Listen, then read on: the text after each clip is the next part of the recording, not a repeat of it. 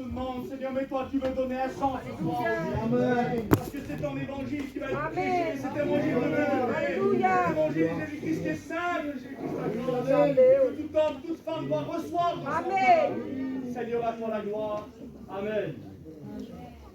Gloire à Dieu. Voilà, merci Seigneur. Nous n'allons pas essayer de créer une certaine atmosphère. Vous savez que nous sommes contre ces choses-là parce que ça falsifie.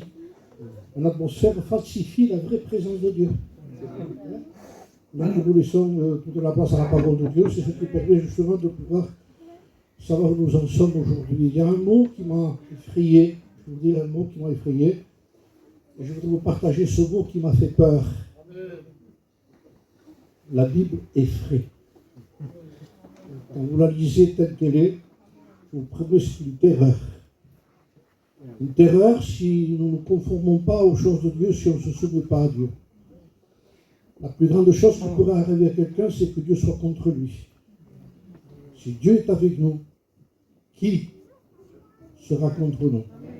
Alors ne cherchons pas à avoir des bonnes réunions, comme on dit souvent, mais surtout à nous assurer plus que jamais dans les temps qu'on vit, à savoir si Dieu est avec nous. Amen. Donc c'est à nous de faire un examen. Examinez-vous vous-même. Nous n'allons pas juger les autres, nous se jugeons soi-même, pour savoir si nous sommes dans la foi. Et l'apôtre Saint Paul disait, ne reconnaissez-vous pas que Christ est en vous, en nous. Au moins il dit que vous ne pouvez pas donner des preuves de votre christianisme, dit une version. Donc, le mot qui m'a effrayé, c'est celui-ci, je vais vous le lire déjà. Et nous allons prendre à cœur la parole de Dieu, avoir du respect pour la parole de Dieu. Je ne parle pas de niveau spirituel, ici c'est du respect pour Dieu. Et je crois que chacun de nous, nous pouvons nous en sortir dans les temps qu'on vit. Mais nous avons besoin de ramer, frères et sœurs. Il faudra ramer. Je vous promets que le vent se lève, il est contraire de plus en plus. Mais je vous certifie que si c'est vrai qu'on rame, et que c'est pour la volonté de Dieu, dans la direction de Dieu, la Bible dit que Jésus vit qu'ils avaient beaucoup de peine à ramer. Ça veut dire que le Seigneur voit que quand on a de la peine à ramer, le Seigneur voit quand on veut continuer, qu'on ne veut pas lâcher, qu'on ne changera pas cet évangile que nous avons reçu. Amen. L'héritage de nos pères, dira la parole de Dieu.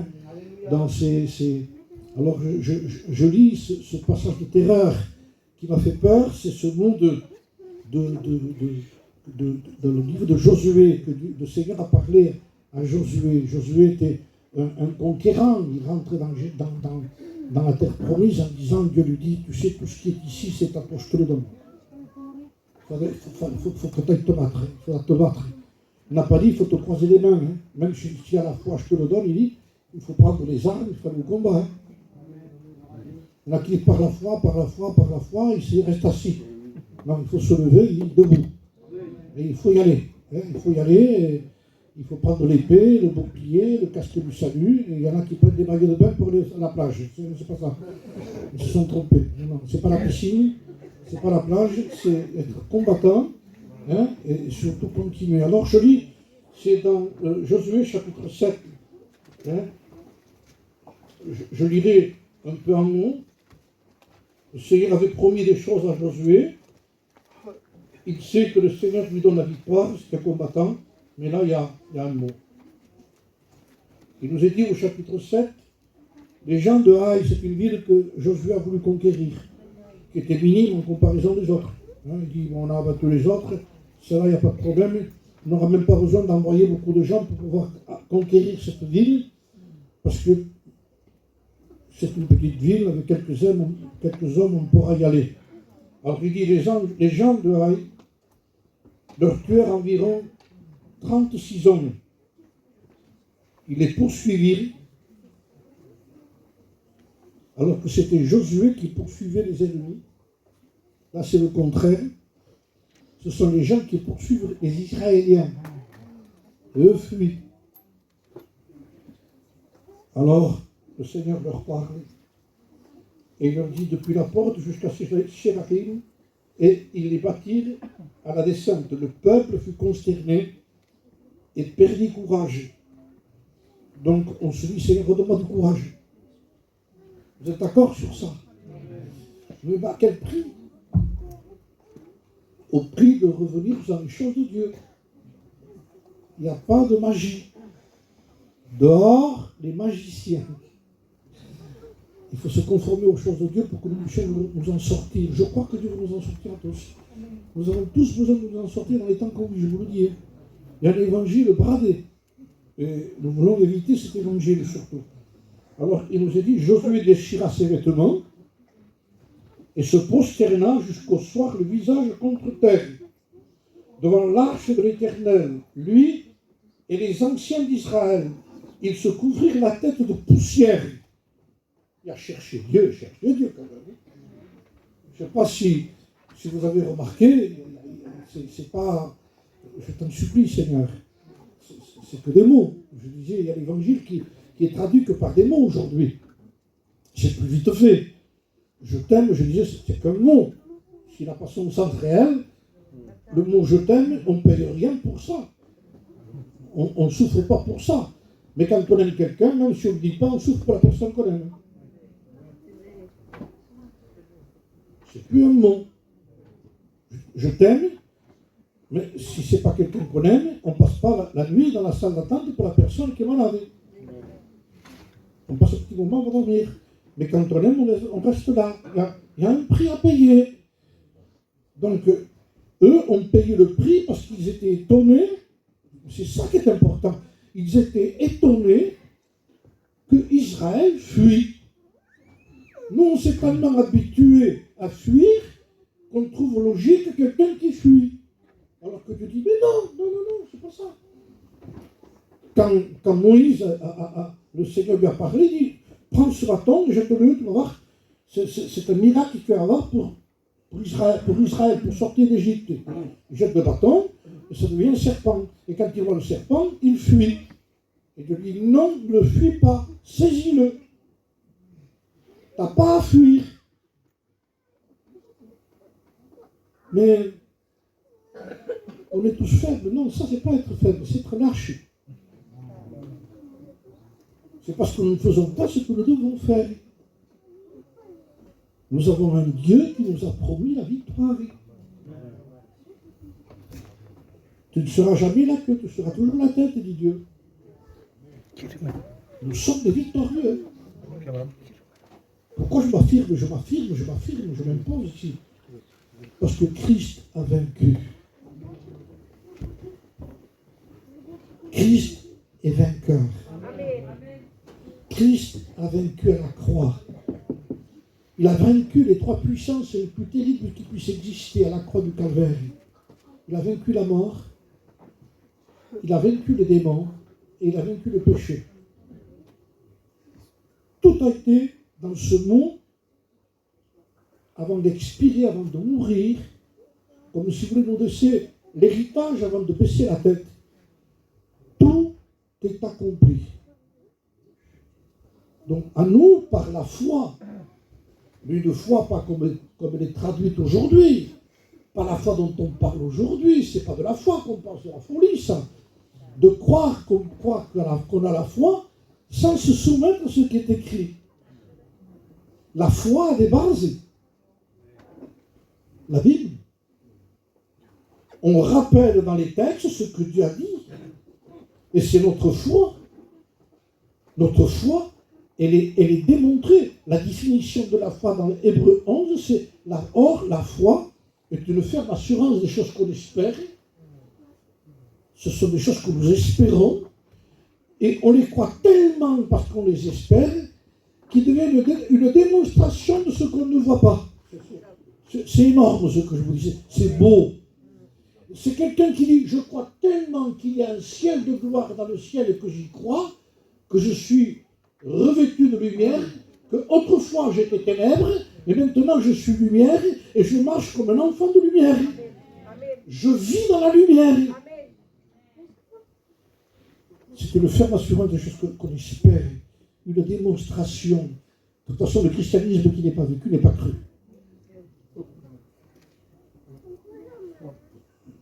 Le Dieu invisible est devenu visible par sa création. Non. Le Dieu invisible est devenu visible par ce qu'il a créé. C'est pour ça que Paul disait, Ils sont donc inexcusables de ne pas se convertir avec un arbre. Oui, mais il faut une réunion. Non, un arbre peut te convertir. Pourquoi? Parce que l'arbre, c'est Dieu qui l'a créé. Donc le Dieu invisible devient visible parce qu'il l'a créé. Vous comprenez ce que je vous dis?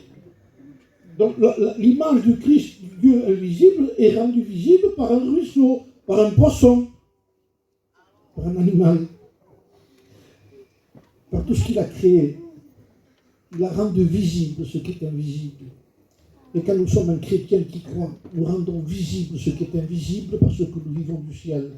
Père, que ta volonté soit faite sur la terre comme au ciel.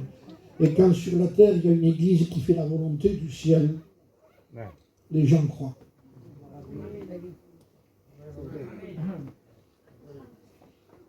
J'ai aimé ce texte qui dit, lorsque Pierre et Jean, j'en parlais encore hier avec Mike ici, lorsqu'ils sont arrivés, Pierre et Jean, devant la porte du temple, il y avait le paralytique. Pierre et Jean ont dit au paralytique, ils n'ont pas dit, écoute-nous, mais regarde-nous. Parce qu'il y a trop de mots aujourd'hui. Si Pierre et Jean d'aujourd'hui, vous aurez apporté une prédication devant le paralytique, que vous auriez eu honte de prêcher derrière. Mais l'autre, c'est pas tant prêcher.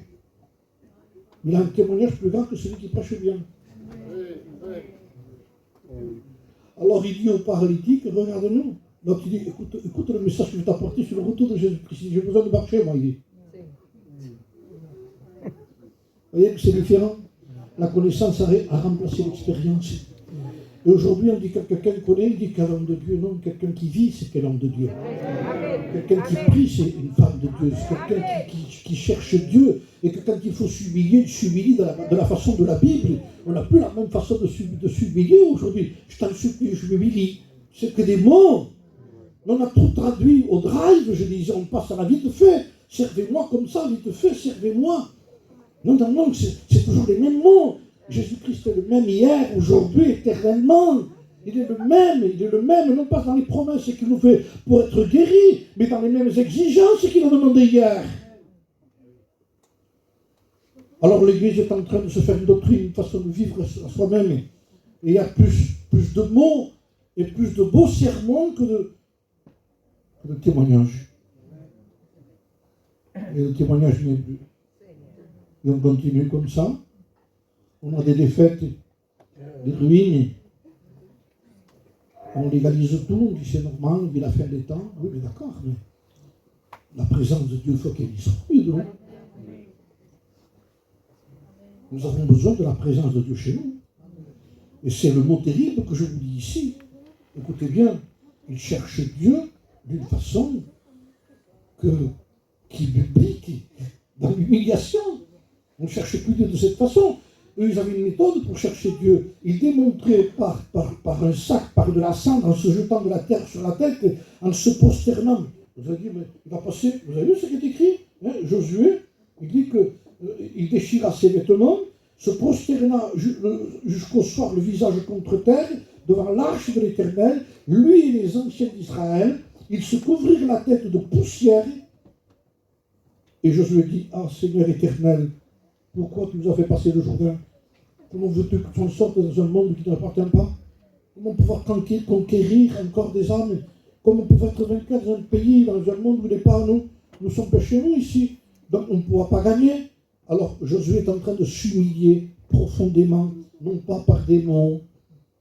Et j'ai aimé toujours répéter ce qui est écrit dans la Bible par rapport au titre qu'il y a après les évangiles, Actes des apôtres. Ça parle de lui-même. C'est parce qu'on ne s'arrête pas sur les mots. Mais ça parle de lui-même. Il n'est pas dit parole des apôtres. Pourquoi les actes sont tellement forts? Parce que c'est des actes. Voilà pourquoi les actes c'est fort. Pourquoi tant de résultats? Parce que c'est acte des apôtres. Pourquoi tant d'amour? Parce que c'est acte des apôtres. Pourquoi tant de persévérance? Parce que c'est acte des apôtres. Pourquoi tant de prières? Parce que c'est acte des apôtres. Pourquoi Pierre est prisonnier, entouré, enchaîné, avec des gardes dedans, des gardes dehors? Il faut qu'il meure le lendemain, on va être décapité, on va le tuer. Alors on a pris les précautions pour qu'il ne sorte pas. L'église prie. Actes des apôtres. Il y a un frère qui s'appelle Marc, qui est à l'intérieur, il y a une église de prière, une réunion de prière. Une vraie réunion de prière. Vous n'avez pas envie de retrouver des réunions de prière? Moi j'ai envie, frères et sœurs. Moi je suis nostalgique presque aujourd'hui, parce que je sais les temps qu'on vit, j'ai connu certains temps, et j'ai vu la dégradation qui s'est passée, au lieu d'avoir de l'amélioration. Et on appelle une réunion de prière, c'est un mutisme total. Alors même parfois dans certains cultes, après un culte, il faut faire chanter un cantique. Frère, c'est pas le moment de chanter quand il faut prier. Il y a un temps pour tout quand même. Après une réunion, au lieu de chanter, pourquoi on passe par le moment de prière? Parce que les gens s'ennuient. On s'ennuie. C'est pesant. C'est vrai ou pas ce que je vous dis? Quoi de plus difficile que prier? Mais quoi de plus utile que prier?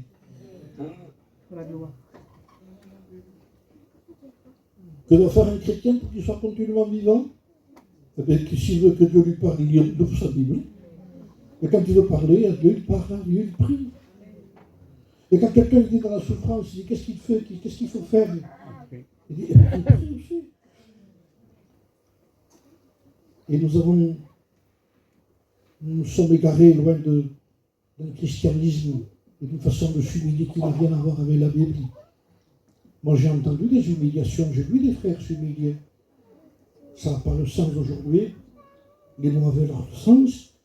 Oui, par exemple, tenez par exemple le mot je t'en supplie. Le mot je t'en supplie est un mot, mais c'est pas quel. Alors, mais ça a une signification, ça veut dire je te supplie, Seigneur. Tu es en train de supplier Dieu pour quelque chose.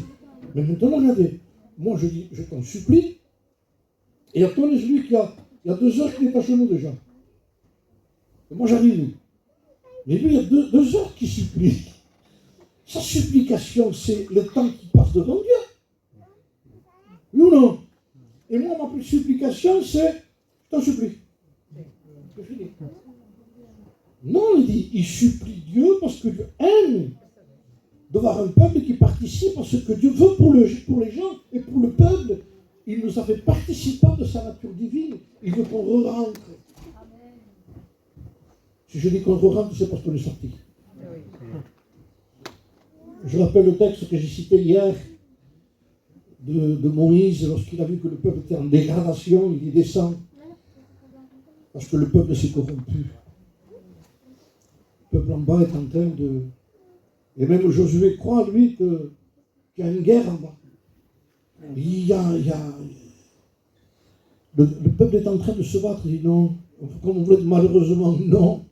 Non, s'il se battrait encore, ça irait. Mais le peuple danse et chante. Comment? Et oui, ils se sont détournés promptement des choses de Dieu.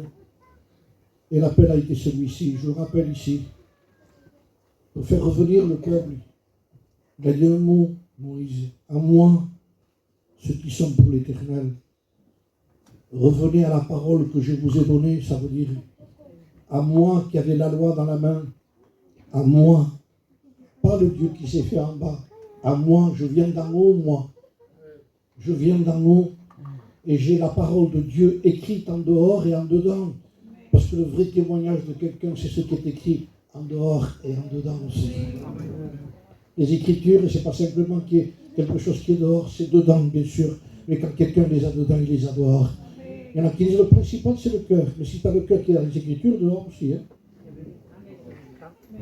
L'arche, il fallait qu'elle soit enduite en dehors et en dedans, sinon elle coulait aussi. Hein. La Bible, c'est du dedans et du dehors. Ça veut dire que si tu es chrétien et chrétien en dedans, ça se manifeste à l'extérieur. Tu as un témoignage à rendre. Amen. Tu as un habillement à rendre. Amen. Amen.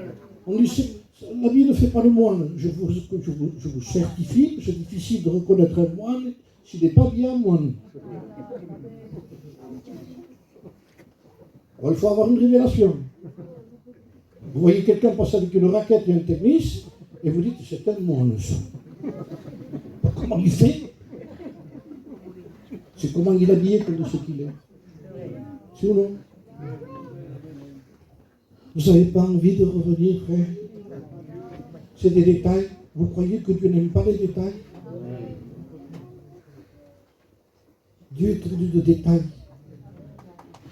Et Josué, quand il a vu qu'il n'y avait qu'une seule bataille qui était perdue, c'est pas normal, il faut qu'on cherche Dieu. C'est pas normal, il faut qu'on revienne aux choses de Dieu.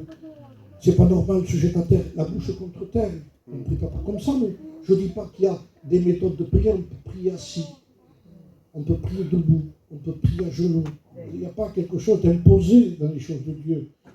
C'est quelque chose qui vient du cœur, on dit c'est avec le cœur, mais le cœur se traduit par des actes. Actes qui continuent dans l'église, des actes des apôtres. Nous faisons partie des actes des apôtres. Que c'est beau, Seigneur. Des actes des apôtres, d'un homme qui a su se taire, comme Étienne, devant les accusations, et qui, au lieu d'avoir de la haine contre ceux qui l'accusaient, il avait un visage d'ange. Je vous promets que quand on vous accuse, vous n'avez pas un visage d'ange. Si on vous dit des choses contre vous, ça se voit au regard. Vous n'avez pas vu avant Le cœur de l'homme, le livre sur le cœur de l'homme? Il y en a qui ont eu ce livre-là. Ce que qui dit Le cœur de l'homme. C'est une image de quelqu'un qui avait le Seigneur, qui s'était converti, après qu'il laissait le Seigneur. On voyait à son visage qu'il avait laissé. Il y avait une expression de... Et Étienne a gardé un visage comme un visage d'ange. On ne peut pas l'avoir ça quand quelqu'un vous jette une pierre. C'est possible. Alors comment il a rendu possible? C'était un ser humain? C'était un extraterrestre? Non, c'était quelqu'un qui aimait Dieu. Et il aimait tellement que Dieu a mis de l'amour dans son cœur pour ceux qui étaient devant lui. On ne peut pas aimer l'ennemi, frère et sœur. C'est pas vrai. Mais Dieu nous donne à pouvoir le faire. Quand nous sommes capables de vivre ce que Dieu nous demande de vivre. Cherchez pas à avoir certaines choses sans vivre avec Dieu, ça ne marchera pas. On voudrait tout de Dieu sans avoir contact avec lui. C'est impossible, frère et sœur. On ne peut pas avoir sa nature si nous n'avons pas de contact avec lui. Je disais un jour, le fer par lui-même n'attire pas le fer. Le fer, prenez un morceau de fer, vous le mettez sur le fer, ça n'attire pas. Maintenant, prenez un aimant, mettez-le vers le fer. Vous voyez que le fer bouge dessous. Vous l'approchez, le fer commence à bouger. Et si vous l'approchez un peu plus, il s'attache à l'aimant. Mais si vous prenez après le fer, là, et vous le laissez toute la nuit sur l'aimant, vous sortez l'aimant, vous prenez le morceau de fer, vous l'amenez vers le fer, ça attire. Comment ça se fait? Pourtant, il ne l'avait pas, ça, lui. Il ne l'avait pas, c'est pas un aimant, lui, c'est un morceau de fer. Mais il a eu tellement de contact avec l'aimant qu'il a pu attirer, qu'il n'attirait pas. Seigneur, je voudrais tellement être béni, ayant contact avec lui. Seigneur, je voudrais tellement attirer les hommes, ayant contact avec lui. Je voudrais tellement qu'il voit ta gloire, ayant contact avec lui. On ne peut pas avoir quelque chose que nous n'avons pas par nature. C'est lui qui l'a. Vous sondez les Écritures parce que vous pensez trouver la vie en elle. Il y en a qui sondent les Écritures pour avoir une tête énorme. Il dit, c'est pas le but, il dit. Hein.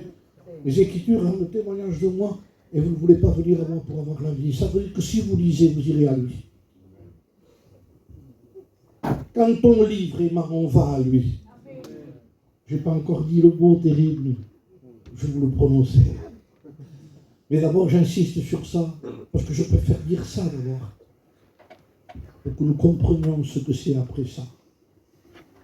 Josué est en train de prier, de déchirer ses vêtements et de crier à Dieu. Et Dieu lui parle. Quand on cherche Dieu, Dieu nous parle. Maintenant, il y a des gens qui cherchent à faire dire à Dieu ce qu'ils ont envie d'entendre. Et non pas ce qu'ils ont besoin d'entendre. Si on vient dans les conditions de dire, je voudrais que tu me dises ça, c'est même pas la peine que tu t'approches, ça ne sert à rien. Je te dirai ce dont tu as besoin, pas ce dont tu as envie. On a besoin, les frères. On a besoin simplement, je vous dis simplement, frères et sœurs, on ne s'en sortira pas. On peut être défaitiste, réaliste. Écoutez bien. Et se couvrir de sa grâce, Seigneur. Verset 10. Maintenant l'Éternel parle. Tu me cherches, je te parle. L'Éternel lui dit à Josué, lève-toi. Pourquoi est-ce que tu es ici couché sur ton visage? Israël a péché.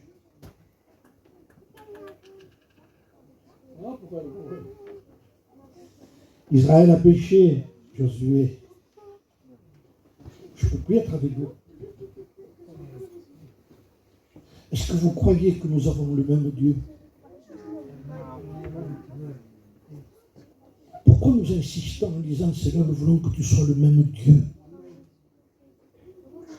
Tu es le même, Jésus. Hier, aujourd'hui, éternellement. Israël, voilà ce que dit Dieu à Israël. Écoutez, verset 13. Je vais de suite à ce que dit le Seigneur. Lève-toi, sanctifie le peuple, sanctifiez-vous. En un mot, je ne serai plus avec vous. Et c'est le mot terrible. C'est le peuple de Dieu. Hein? Et Dieu dit, je ne serai plus avec vous. Vous allez toujours avoir un tabernacle. Vous aurez toujours des brebis à offrir. Vous aurez vos sacrificateurs habillés en sacrificateurs. Vous aurez les phylactères. Vous aurez tout ça. Il n'y a pas de problème, tout ça, vous l'aurez. Vous aurez même des gens qui diront Saint, Saint, Saint est l'Éternel. Saint, Saint. Il dit, non, je ne serai pas là. À quoi ça servira là? Mais aujourd'hui, on dit, je ne sais pas si on peut le dire comme ça, mais on peut se passer de toi, on a des bonnes réunions. Hein. C'est le même mot, je vous promets que c'est pareil. Quand quelqu'un croit qu'une bonne réunion, c'est la présence de Dieu, il se met le doigt dans l'œil jusqu'au coude. Hein. Parce que la vraie réunion, c'est quand Dieu est au milieu de nous. Et je vous promets qu'il n'y a pas de photo. Parce que quand Dieu descend, je vous promets que même les sacrificateurs doivent sortir du temple. Ah, je vous promets que là, le péché est dévoilé. Là, on a horreur, comme un prophète qui dit, malheur à moi, je suis perdu. Prophète Ésaïe, s'il vous plaît. Revenons à ce qui est normal. Je vous parle du normal. Aujourd'hui, quand on parle de sainteté, on dirait qu'on parle d'exploit. On parle de quoi on parle. Parlez-nous de la grâce, mais toute la grâce de Dieu, c'est la sainteté que Dieu veut manifester chez nous. La preuve de sa sainteté, c'est sa justice. Et sa justice, c'est le Christ crucifié. Il y en a qui parlent que le Dieu dans l'Ancien Testament est plus terrible que le Dieu du Nouveau. Qui vaut mieux le Dieu du Nouveau. Mais vous, attendez, qui c'est qui a donné son Fils? Vous connaissez un Dieu qui aime autant que nous? Autant que ça, de donner son Fils, c'est le Dieu de l'Ancien Testament. On ne peut pas douter sur son amour, frères et sœurs. Pour reconnaître réellement la grâce, il faut connaître le péché. On ne peut pas apprécier un médicament si on ne sait pas qu'on en a besoin. Quand quelqu'un est malade, il dit un homme de Dieu, et si vous lui proposez un médicament qui vaut une fortune, mais s'il ne sait pas qu'il est malade et vous lui proposez, il ne sent pas le besoin de le prendre. Mais on insiste tellement, prends-le le médicament, prends-le. Ça, c'est la prédication d'offrir la grâce sans savoir qu'il y a le péché. Prends-le le médicament, prends-le. Alors il écoute, il dit, bon, ça va, je ma main. Ça va, je le prends. Parce qu'il a pitié, parce que le prédicateur, qu'on sent qu'il est rempli d'amour. Alors, mais il ne sait même pas que le prend, lui. Mais si quelqu'un sait la maladie qu'il a, et qu'il sait qu'il en a pour peu de temps à vivre, et que justement la personne amène le médicament d'un pays éloigné et qui dit, je l'ai moi le médicament, hein. J'ai eu du résultat, je vous promets que tu le bois, il n'y a pas de problème, tu es guéri, tu sors demain de l'hôpital.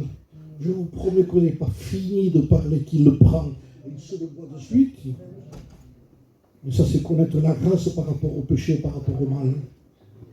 Je ne sais pas s'il ne faudrait pas revenir aussi à la vraie prédication de l'évangélisation.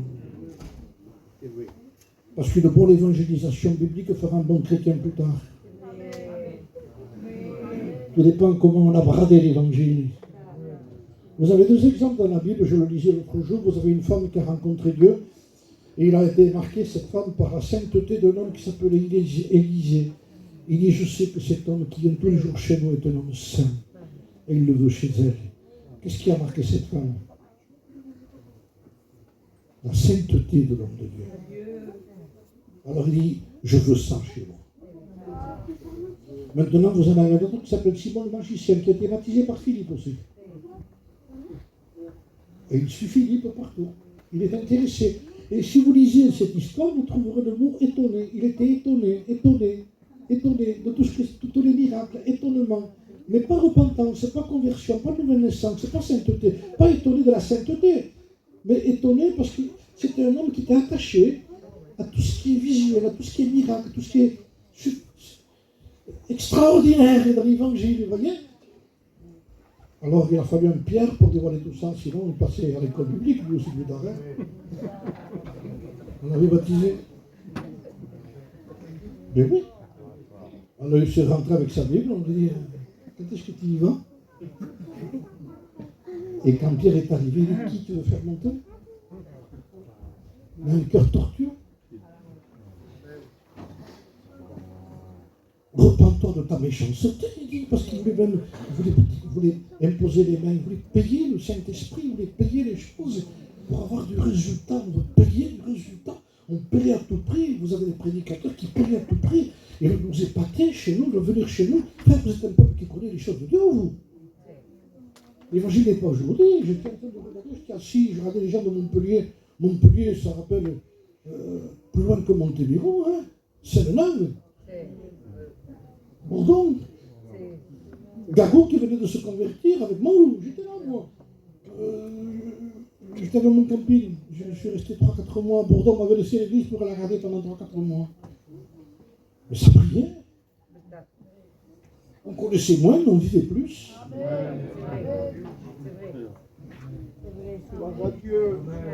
On a poussé la vie par la connaissance, on s'est plus humilié. Alors Dieu nous dit, tu continues dans le péché, tu crois que je serai avec toi. Mais qu'est-ce que c'est que cet évangile? Tu continues à avoir de la haine dans ton cœur et tu crois que je serai avec toi. Tu légalises de ne pas parler à quelqu'un. Mais tu veux c'est comme ça, hein. De toute façon, moi je change d'église, moi ici, lui là-bas. Au moins on était tranquille, toi ici et toi là-bas, sans parler à quelqu'un. L'endroit t'a changé. C'est le serpent qui change de peau et il rampe toujours, disait l'homme de Dieu. Il y a un animal qui n'est pas pareil. Vous le savez. Lui, il rampe. Mais plus tard, il vole. C'est la chenille.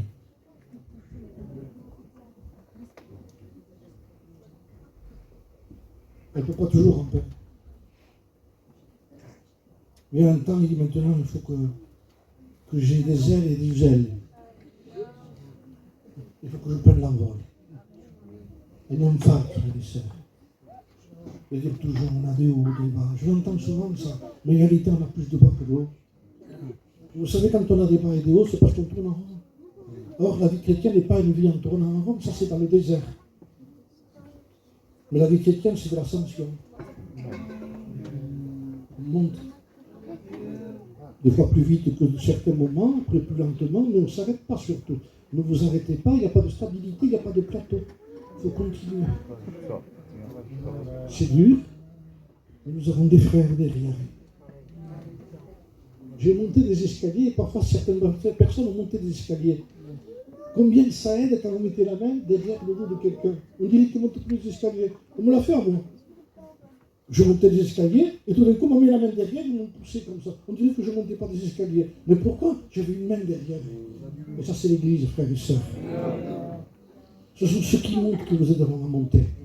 Ce n'est pas quelqu'un qui descend. Quelqu'un qui descend te critiquera. Il va en faire plus que les autres, lui. Non, pas du tout. Pas du tout. Pas du tout. On croit tellement au Seigneur, on veut tellement le respecter qu'on veut garder sa parole.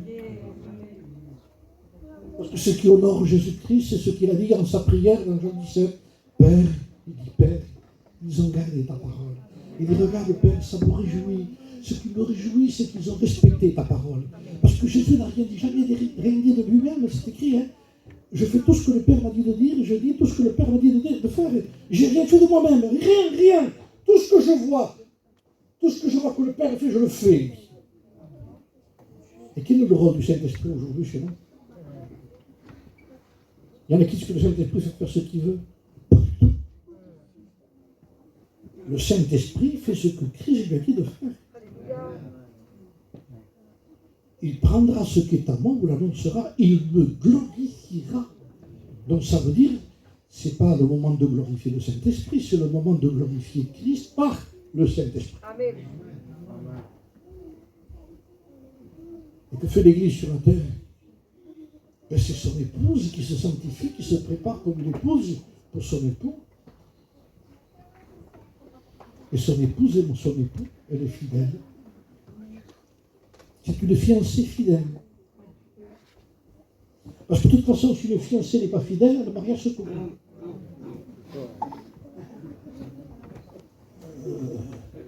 Un père veut pour son fils quelqu'un d'honnête, comme on dit. Hein? Mais c'est tout à fait normal. Il y a une fierté en plus. Vous comprenez? Donc c'est normal ça. Mais aujourd'hui, on a presque envie de dire, comme si on dirait par rapport à ce qui se dit Église aujourd'hui. J'ai envie de dire, tu sais, elle te trompe. Quoi? Ça va pas, non? Si. Elle a quelqu'un. Ah, c'est possible. Si. Qui? Elle aime quelqu'un. Mais qui? Le monde. Elle était infidèle. En un mot, excusez-moi le mot, avec tout le respect que je vous dois, elle sort avec quelqu'un. C'est pour ça qu'elle retarde le mariage. L'église véritable, il dit, viens Seigneur. Je veux me marier, moi.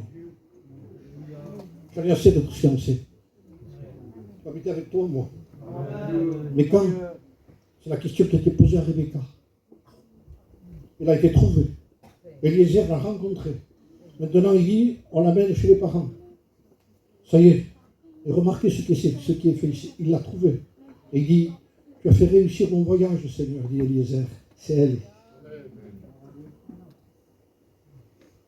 Et de suite après, il lui donne des anneaux, des bracelets. Et un frère faisait remarquer, les dons sont donnés après l'avoir rencontré, pas avant. Il y en a qui veulent donner des dons avant que l'Église soit rencontrée. Pas possible. Il faut qu'elle soit trouvée d'abord. Et que ce soit le Saint-Esprit qui les trouve. Et après, les dons sont donnés. Il y a la famille. Il veut la garder un peu plus. Et c'est ce que fait le monde encore. Quelques jours de plus, quelques temps de plus.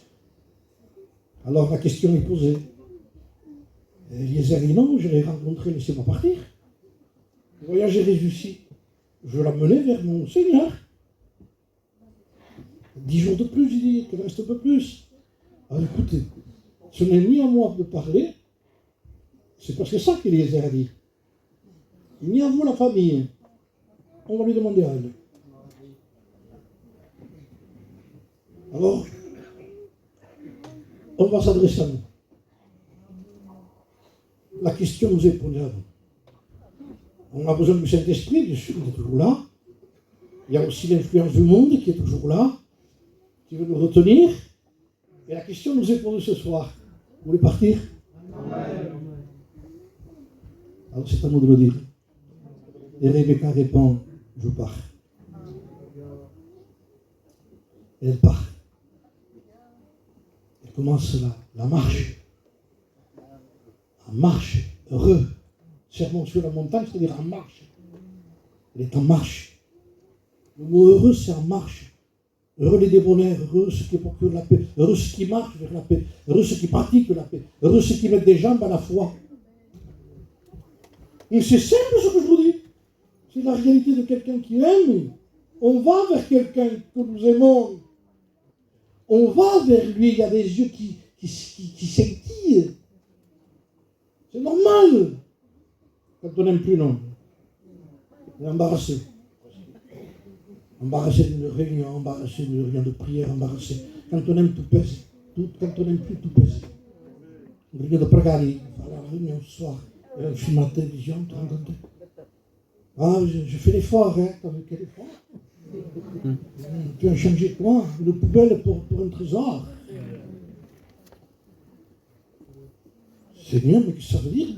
On est étonné quand quelqu'un aime Dieu. Vous n'avez pas remarqué aujourd'hui? On dit quelqu'un de jeune qui vient avec sa Bible, tout ça. On estime Dieu.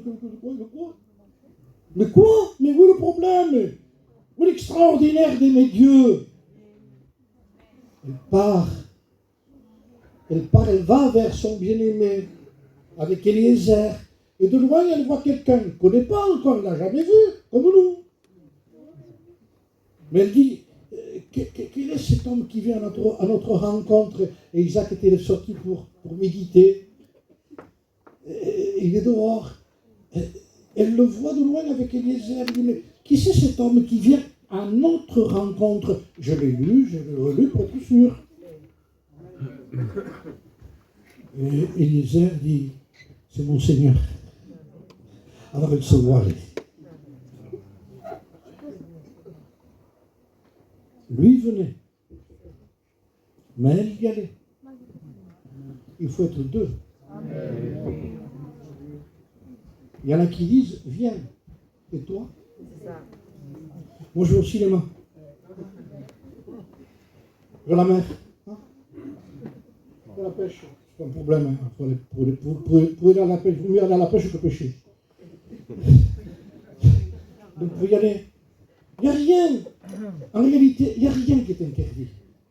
Dans certaines choses qui n'est pas le péché, tout est permis. Sinon, ce ne serait pas écrit. Tout n'est pas utile. Et pour le chrétien, ce n'est pas de savoir si c'est permis, c'est de savoir si c'est utile. Bien sûr, tu peux aller faire une pétanque, c'est pas mal. Mais tu crois que tu peux faire 3, 4, 5 parties de pétanque? Tu pourrais pas peut-être. Est-ce que c'est plus utile de jouer à la pétanque que de lire la Bible? Qu'est-ce que tu as pensé?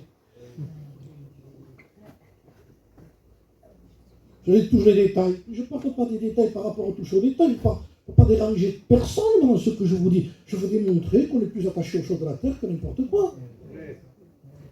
L'Église est en marche. Et quand l'Église sait, elle ressent que Dieu n'est plus là, alors je vous promets qu'elle se fait du souci. Elle ne voudra qu'une seule chose, c'est que Dieu revienne. Vous voulez le retour de Jésus-Christ, mais sans qu'il soit au milieu de nous, il ne vaut mieux pas qu'il revienne alors. Parce qu'il va nous surprendre dans un état de péché. Et là, ça va être un jour terrible. Alors que si nous réglons nos problèmes ici d'abord, et si nous confessons nos péchés, il est fidèle et juste pour nous les pardonner. Amen. Et pour nous purifier de toute iniquité. Ne dites rien, ça, c'est rien. Là, c'est dangereux. Seigneur, montre-moi ce que c'est. Montre-moi l'horreur de ce que c'est. Ouvre mes yeux pour que je voie. Seigneur, je ne le vois pas comme toi, moi. Mais quand on cherche Dieu, je vous promets que les choses qu'on ne voyait pas, on les voit. Parce que celui qui cherche Dieu, il comprend